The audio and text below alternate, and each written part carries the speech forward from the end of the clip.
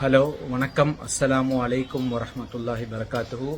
அன்பு இலங்கை சொந்தங்களே, இலங்கை சகோதரர்களே, உண்மையாக என்னுடைய வார்த்தைகள் உங்களுடைய மனதை புண்படுத்தியிருந்தால் அதற்காக என்னுடைய மனமார்ந்து உங்களிடத்தில் நான் மன்னிப்பு கேட்டுக்கொள்கிறேன்.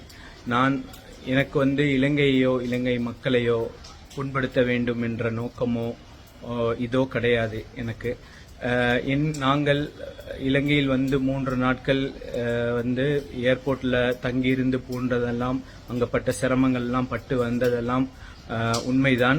எங்களுடைய ஆதங்கங்கள் எல்லாம் ஸ்ரீலங்கன் ஏர்லைன்ஸ் அவங்களும் ஏர்போர்ட் அத்தாரிட்டிஸ்களும் எங்களிடத்தில் நடந்து கொண்ட முறையில் ஏற்பட்ட அந்த அதிருப்தி தான் தவிர வேற இலங்கையோ இலங்கை மக்களுக்கோ எந்தவித இதுவும் இல்லை. அங்கு இறந்த குடும்பங்களுக்கும் அங்க குடும்பங்களை இழந்து தவிக்கிற சொந்தங்களுக்கும் என்னுடைய ஆழ்ந்த அனுதாபங்களை நான் தெரிவித்துக் கொள்கிறேன்.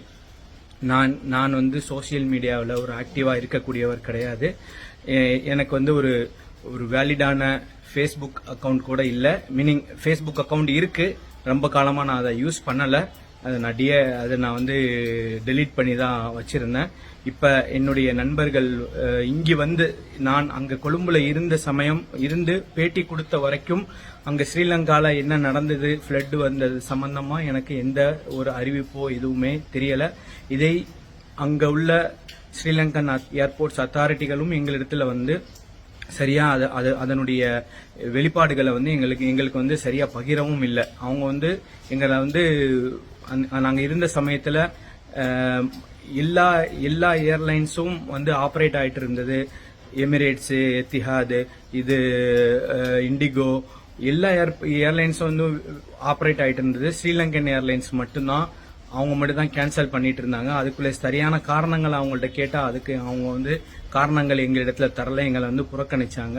ஸோ அது சம்பந்தமா அந்த ஒரு அதிருப்தியில தான் நாங்க ஏர்போர்ட் விட்டு வெளியே வரும்போது இந்த மாதிரி தமிழ்நாடுடைய பிரஸ் அங்க இருந்தாங்க. அவங்க அந்த சமயத்துல பேட்டி கொடுக்கும்போது நாங்க கொஞ்சம் ஆக்ரோஷமா பேசிட்டோம். அந்த பட்ட கஷ்டத்துல இருந்து உடனே வந்த சமயத்துல கொஞ்சம் ஆக்ரோஷமா பேசிட்டோம். அது வரைக்கும் எங்களுக்கு நிலவரங்கள் சரியா தெரியாது. அது மாதிரி பேசக்கூடிய சமயத்துல நான் பொதுப்படையாக இலங்கைங்கிற ஒரு வார்த்தையை பயன்படுத்தி நான் பேசிட்டேன். இது கண்டிப்பா நான் அந்த மாதிரி பேசியிருக்க கூடாது. என்னுடைய வார்த்தையில நான் வார்த்தை பிரயோகம் யூஸ் பண்ண விதத்துல அது தவறுதுங்கிறத நான் இப்ப உணர்ந்திருக்கிறேன். தயவு செய்து என்னை நீங்க மன்னிச்சிருங்க. இது நான் இலங்கையில கஷ்டப்படக்கூடிய அந்த மக்களுக்காக நான் என்னுடைய அல்லாஹ்விடத்துல நான் பிரார்த்தனை செய்யறேன். கண்டிப்பா ஜிசாக் அல்லாஹ் ஹைரன் கசீரா. என் மீது கொஞ்சம் பொறுமையா இருங்க. இன்ஷா அல்லாஹ் எல்லா விஷயங்களையும் லேசாக்கி தருவான்.